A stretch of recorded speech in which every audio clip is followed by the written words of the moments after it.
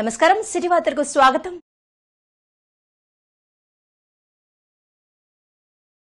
భద్రాద్రి కొత్తగూడెం జిల్లా పాల్వంచ మండలం శేఖారం Banjara పిహెచ్సిలో pulse polio కార్యక్రమాన్ని ప్రారంభించిన జిల్లా కలెక్టర్ డాక్టర్ ప్రియాంక ఆలా.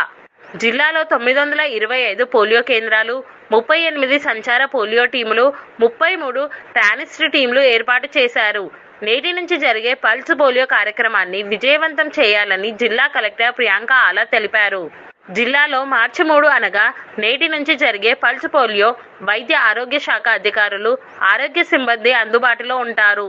మార్చి 3న నేషనల్ ఇమ్యునైజేషన్ డే సందర్భంగా 3 రోజుల పాటు పల్స్ పోలియో కార్యక్రమాన్ని నిర్వహించనున్నట్లు వివరించారు.